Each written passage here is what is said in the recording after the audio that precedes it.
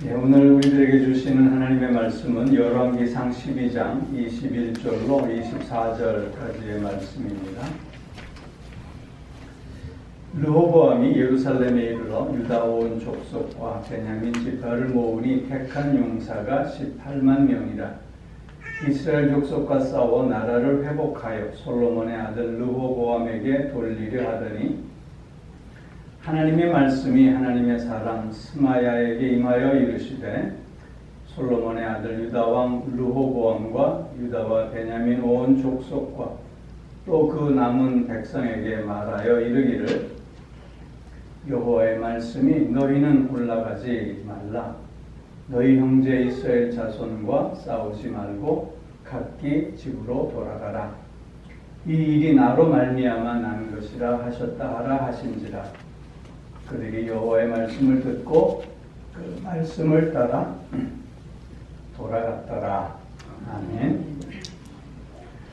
오늘 이 말씀을 의지해서 순리를 따르는 삶이라는 제목으로 말씀을 드립니다. 지금까지 여러분들이 살아온 삶을 돌아보면 그 길이 순탄하다고 생각이 되십니까? 아니면 모질고 험한 길이라는 생각이 드십니까? 오래전에 제가 오형제잖아요. 오형제가 리유니언으로 보인 적이 있었어요. 저녁 식사 후에 이런저런 얘기를 하면서 어떤 형이 시작했는지 모르지만 잘하면서 수태 고생했다고. 그러니까 아니라고 내가 더 고생했다고. 저마다 그런 얘기하면서 때로는 울기도 하고 웃기도 했던 기억이 있습니다. 하늘을 아는 새 중에 상처 없는 새가 없다고. 남들이 보기에는 그저 순탄해 보이기만 하는 인생도 그들의 고백을 들어보면 험난한 길이었다고, 수고와 슬픔뿐인 인생이었다고 하는 말을 우리가 듣게 됩니다. 쉽지 않은 인생, 뜻대로 되지 않는 인생. 우리가 왜 이렇게 생각대로 되어지지 않는 인생 속에서 힘들고 어려운 삶을 살아가고 있는가? 라는 문제를 우리가 깊이 생각해 볼 때 그것은 어쩌면 우리가 순리대로 살지 못했기 때문이 아니겠습니까? 그런 생각을 하게 됩니다. 순리라고 하는 건 이치를 따르는 거죠. 자연의 흐름에 순응하는 거죠. 그 순리를 따른다고 하는 것은 그렇기에 억지로 무언가를 만들려고 하지 않고 억지로 어떤 결과를 만들어내려고 하지 않고 흘러가는 변화와 과정 속에서 지혜롭게 올바른 선택을 해나가는 것. 그것이 곧 순리를 따르는 삶의 모습이라 생각이 됩니다. 순리를 따른다라고 할 때 그것은 물이 높은 데서 낮은 데로 흐르는 것처럼 어쩌면 자연의 이치에 순응하는 삶이 될지도 모르겠습니다.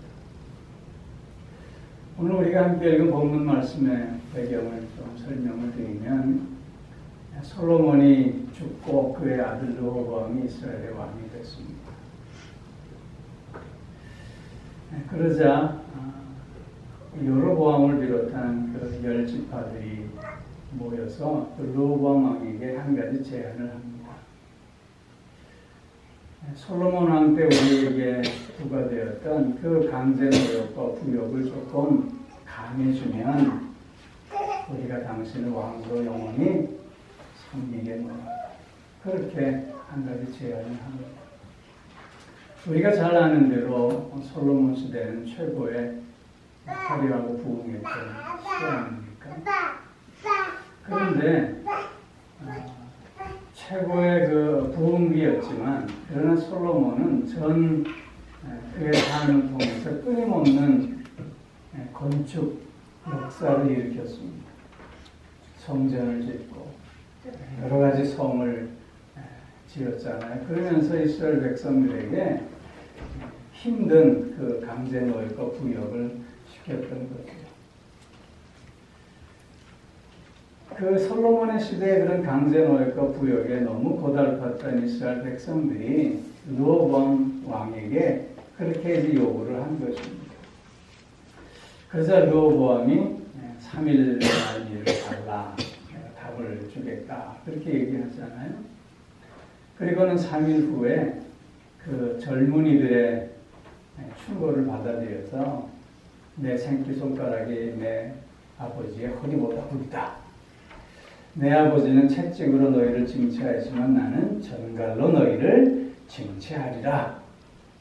그렇게 우매하고 교만한 대답을 내놓게 됩니다. 그러자 여로보암을 중심으로 한 10지파가 우리가 다윗과 무슨 상관이 있느냐, 유다 지파와 무슨 상관이 있겠느냐 하면서 이쪽에서 나가죠. 그래서 이제 이스라엘은 통일왕국에서 남왕국 유다와 북왕국 이스라엘로 나눠지게 되었던 것입니다. 이런 그 배경 속에서 오늘 우리가 함께 읽은 본문 말씀은 르호보암을 중심으로 한 유다와 베냐민 지파가 18만의 용사들을 모읍니다. 그리고는 북왕국 이스라엘을 쳐서 나라를 다시 통일왕국으로 회복시키려고 하는 전쟁을 지금 준비하고 있는 장면을 우리에게 보여주고 있는 것이지요. 그런데 오늘 본문을 통해서 우리가 순리를 따른다고 하는 것이 어떤 모습인가 하는 것을 우리가 생각해 볼 수 있어요. 우리가 살아가는 데 있어서 우리는 내 나름대로 계획을 갖곤 합니다. 내 나름대로 뜻을 세우고 계획을 세우고, 그래서 그 뜻을 이루고 그 계획대로 어떤 결과물을 얻기를 원합니다. 그러나 안타까운 것은 내가 아무리 철저하게 계획을 세우고 그리고 모든 것을 부족함 없이 준비해 놓았다 할지라도 그것을 이룬다고 하는 것은 또 다른 문제라는 것을 우리는 지나온 삶을 통해서 경험해 볼 수 있었습니다. 잠언 16장 말씀에서 보면 그래서 사람이 마음으로 경영할지라도 그 일을 이루시는 분은 하나님이시다. 우리가 아무리 마음속에 자기의 길을 계획할지라도 그 걸음을 인도하시는 분은 하나님이시다. 뿐만 아니라 자기 스스로 자기가 아무리 깨끗하다고 정직하다고 생각할지라도 하나님은 그 심령을 감찰하십니다. 이런 말씀들을 하고 계시는 것을 보게 됩니다. 이런 말씀들을 보면 인간이 아무리 뜻을 세우고 계획을 세운다고 할지라도 그것이 그대로 이루어진다는 보장이 없다고 하는 거예요. 특별히 오늘 본문에서 보면 르호보암은 지금 18만 용사를 모았습니다. 그가 18만 용사를 모으고 그 다음에 전쟁을 일으키려고 하는 그 명분이 너무나도 뚜렷해요. 왜냐하면 저 이스라엘 10지파들이 르호보암 왕을, 정통성을 가진 르호보암 왕을 지금 배반하는 거예요. 그렇기에 르호보암은 자신의 왕권을 강화하기 위해서도, 그리고 아버지 솔로몬으로부터 물려받은 그 통일왕국을 계속해서 유지해 나가기 위해서라도 저들을 쳐서 나라를 다시 하나로 회복해야 할 책임과 의무가 있어 보였어요. 즉 르호보암이 갖고 있는 명분, 그가 가지고 있었던 18만의 탁월한 병사들, 그리고 전쟁을 위한 다양한 계획과 또 준비들, 이런 모든 것들이 어쩌면 완벽에 가까웠을 수 있었다는 거예요.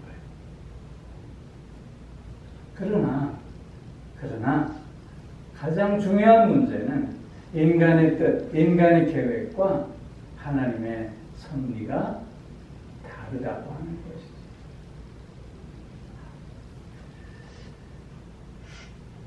이런 전쟁을 준비하고 있는 르호보암과 또한 남왕국 유다 백성 앞에 하나님은 당신의 사람 스마야를 보냅니다. 그리고는 전쟁을 하지 말라라고 하는 하나님의 말씀을 전하게 되는 것이죠. 하나님의 말씀을 듣는 그 순간 남왕국 유다와 르호보암은, 특별히 르호보암 왕은 고민의 시간을 가질 수밖에 없었던 거예요. 즉 잠시 멈춤을 통해서 내가 가야 할 길이 어떤 길인가를 선택하는 시간을 가져야만 했던 것이죠.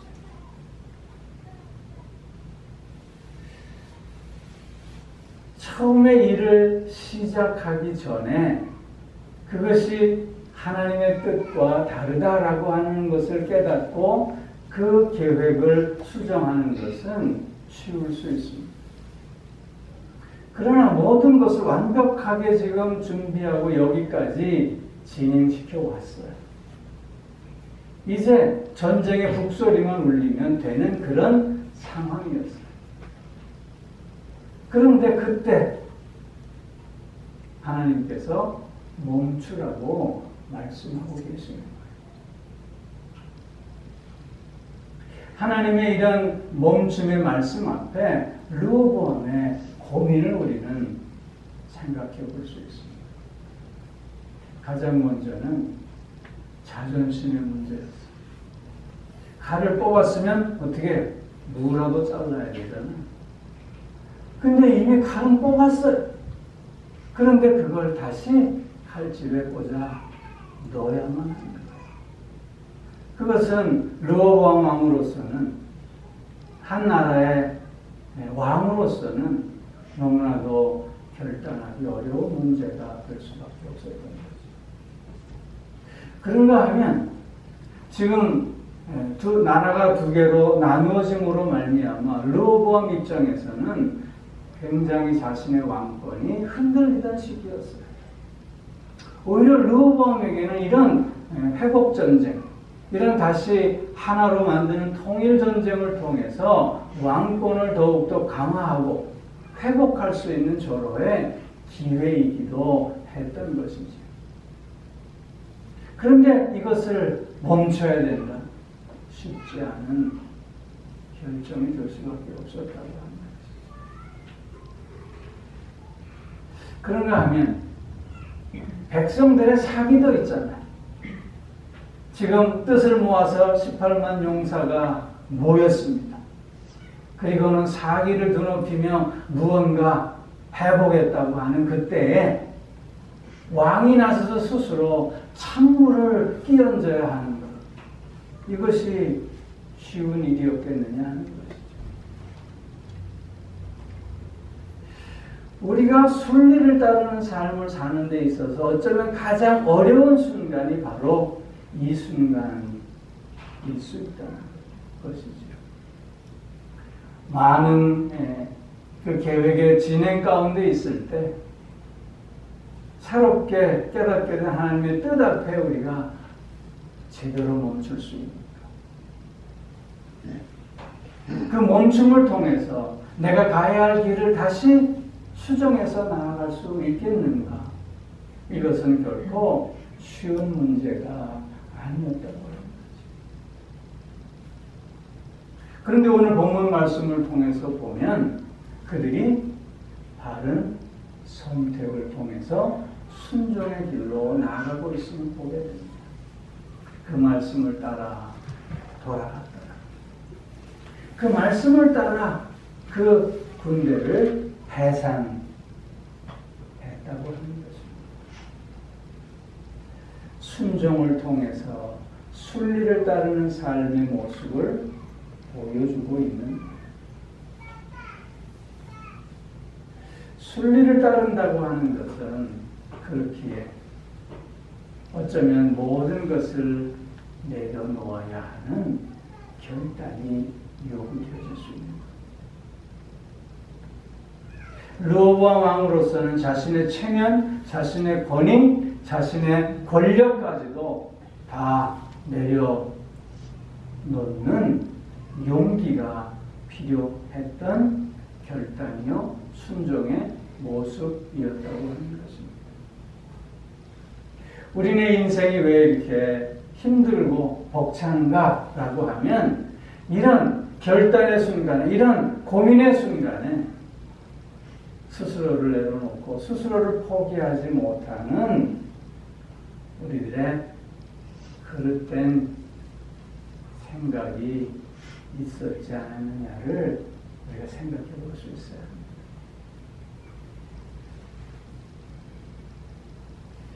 왜 우리는 하나님의 뜻보다 나의 생각, 나의 계획을 더 앞세우는 어리석은 모습을 살아가고 있는가? 그것은 결국 나의 교만 때문에 내가 하는 것이 가장 옳은 길이고 내가 가는 이 길이 가장 복된 길이라고 하는 스스로의 그릇된 착각 속에서 우리는 멈추라고 하는 하나님의 음성을 애써 무시하며 나아가고 있는 결과는 아닌가 생각해 볼 수 있어야 하겠다는 거죠. 순리를 따른다고 하는 것은 내 생각, 내 뜻보다 하나님의 뜻, 하나님의 계획을 앞세우는 것입니다. 왜 그것이 순리를 따르는 것일까요? 왜냐하면 내 뜻보다 하나님의 뜻이 훨씬 크기 때문입니다. 내 뜻보다 하나님의 뜻이 훨씬 더 정확하고 훨씬 더 귀하고 복된 승리의 길이기 때문인 것입니다. 그렇기에 우리가 믿음 생활하면서도 매일매일 결단하며 나아가야 하는 것은 하나님의 뜻 앞에 나를 내려놓고 포기하는 것입니다. 결국 순리를 따르는 삶을 산다고 하는 것은 그 하나님 앞에 나를 포기하고 내려놓음은 실패가 아니라 성공의 길로, 고난이 아니라 축복의 길로 나아가는 길임을 우리는 날마다 확인해야 되지 않겠느냐 하는 것입니다. 그렇기에 우리가 순리를 따르는 삶을 살기 위해서는 몇 가지 생각해야 할 것이 있습니다. 가장 먼저는 때를 기다릴 줄 아는 지혜가 있어요. 조급해하지 않아야 한다는 것입니다. 우리가 지금까지 살아온 삶의 경험 속에서 조급함으로 말미암아 일을 그르쳤던 경험이 어디 한두 번이겠습니까? 믿음의 조상이라고 하는 아브라함을 보십시오. 하나님께서 그에게 굳은 약속을 몇 번에 걸쳐서 확인시켜 주었지만 그는 하나님의 때를 기다리지 못하고 하가를 통해서 이스마엘을 먼저 낳고 있습니다. 그 아브라함과 하라의 조급함이 오늘날 이런 역사의 격변기까지 이어지고 있음을 우리는 보게 되지 않습니다. 때를 기다릴 줄 아는 지혜, 조급함을 내려놓을 수 있는 마음의 여유와 용기, 이것이 순리를 따르는 삶에 있어서 첫 번째로 필요한 요소라고 하는 것입니다. 여러분 마음에 급함이 일어나면 한숨을 한번 내쉴 수 있기를 바랍니다. 먼 산을 한번 바라볼 수 아는 여유를 꼭 가지시기를 소망합니다. 조급함. 이 조급함이 순리를 거스려 영리로 나아가게 함을 우리는 꼭 생각해야 하겠습니다. 두 번째로 우리에게 필요한 것은 집착을 버릴 수 있어요. 불필요한 욕심, 그리고 불필요한 경쟁에서 스스로를 자유롭게 해야 합니다. 욕심으로 말미암아 망가진 삶이 얼마나 많습니까? 필요 없는 경쟁으로 말미암아 그 영혼이 피폐해지는 모습들을 우리가 주변에서 얼마나 많이 보게 됩니다. 순리를 따르기 위해서는 그렇게 이런 집착을 내려놓을 수 있어요. 욕심을 내려놓을 수 있어요.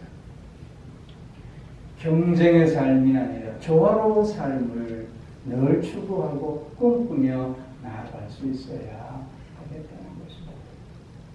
또 하나가 있습니다. 바로 감사와 수용입니다. 즉, 내게 주신 것에 대해서 우리는 먼저 감사하는 자가 되어야 합니다. 그 감사를 통해서 우리는 하나님의 뜻에 더욱더 가깝게 나아가는 존재가 될 수 있기 때문입니다. 뿐만 아니라 내가 할 수 없는 일에 대해서는 받아들이는 또한 지혜와 용기도 필요합니다. 내가 할 수 없는 그 일에 매달려 본들, 내가 할 수 없는 그 일에 근심하고 걱정해 본들 무슨 소용이 있겠는가 하는 것이죠. 내게 이미 주신 것에 대해서 감사하는 마음과 그리고 내가 할 수 없는 그것에 대해서 더욱더 하나님께 전적으로 맡기고 수용하는, 받아들이는 자세가 있을 때 우리는 하나님의 뜻에 더욱더 순종함으로 나아가는 순리를 따르는 삶을 살게 된다고 하는 것입니다. 또 한 가지, 변화에 적응할 수 있어야 합니다. 변화에 적응한다고 하는 것은 억지로 결과를 만들어내려고 하는 것이 아니라 되어지는 과정 속에서 다양한 변화에 나를 부드럽게 적응시켜 나가야 하는 것입니다. 시대는 21세기인데 사고는 19세기에 머물러 있다면 그것처럼 힘든 일이 어디 있겠습니까? 세상이 다 그러면서 썩어져 나간다고 아무리 외쳐본들 그 말이 무슨 의미가 있겠습니까? 순리를 따른다고 하는 것은 그렇기에 변화에 순응하고자 하는 자세가 있을 때 가능해질 수 있는 것입니다. 매일매일 시대가 바뀌는데 늘 옛날의 그 모습, 옛날의 그 전통만 고집하며 산다면 그것은 오히려 하나님의 뜻을 왜곡하는 삶이 될 수 있지 않을까. 우리는 또한 깊이 고민해 볼 수 있어야 하겠다는 것입니다. 마지막 한 가지 더. 그것은 평안한 마음입니다.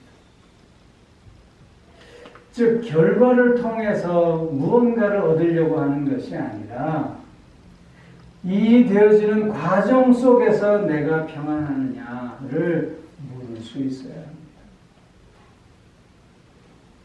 과정 속에서 내 마음이 평안하다라고 하는 것은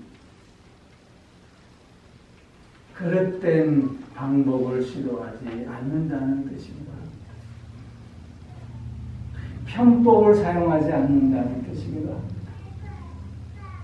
하나님 앞에 정직함으로 그 과정에 충실하다고 하는 의미이기도 한 것입니다. 이렇게 어떤 결과를 지향하기보다는 오늘의 과정 속에서 하나님 앞에 정직한 그 모습으로 마음의 평안을 누릴 수 있을 때 그때가 곧 순리를 따르는 하나님의 뜻에 순복하는 삶을 살 수 있게 된다고 하는 것입니다. 하나님의 뜻은 우리에게 평안을 주시는 것 아닙니까? 우리에게 분란과 의심과 또한 불안과 회의가 아니라 하나님의 뜻은 우리의 마음속에 당신의 평안으로 채움받게 하시는 것입니다. 그 평안은 바로 오늘의 삶의 과정 속에서 내가 얼마나 진솔한가, 내가 얼마나 정직한가, 내가 얼마나 하나님 주시는 힘과 능력 안에서 최선을 다하는가에 달려있는 것입니다. 우리는 누구보다도 믿는 자로서 순리를 따르는 삶을 살아야 합니다. 순리를 따른다고 하는 것은 하나님의 뜻에 순종하는 것입니다. 그 하나님의 뜻에 순종하기 위해서는 제일 먼저 조급함을 버려야 합니다. 두 번째로는 집착을 버려야 합니다. 세 번째로는 감사할 것은 감사하고 받아들일 것은 받아들이는 감사와 수용의 정신이 있어야 합니다.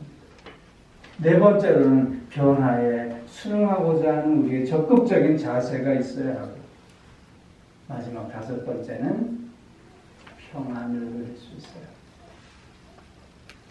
사랑하는 성도 여러분, 오늘 하루의 삶 속에서 순리를 따르는 우리가 되어지기를 주의 이름으로 축원합니다. 내려놓아야 할 것은 내려놓고, 바라보아야 할 것은 바라보며, 기다려야 할 것은 기다릴 줄 아는 우리가 되어져야 할 것입니다. 인생상 내 뜻, 내 마음대로 되는 것이 아님을 알지 않습니다. 그럼에도 불구하고 내 뜻대로, 내 계획대로 무언가를 이뤄내 보겠다고 오늘도 진력하고 있는 안타까운 모습들을 우리는 여전히 보게 됩니다. 아니, 그런 모습이 내 속에도 있으면 우리는 고백하게 됩니다. 다시 한번 이 모든 것들을 다 내려놓고 순리를 따르는, 그래서 최고로 복되고 아름다운 삶을 누리고 나는 우리 모두가 꼭 되어질 수 있게 주의 이름으로 축원합니다. 기도하겠습니다.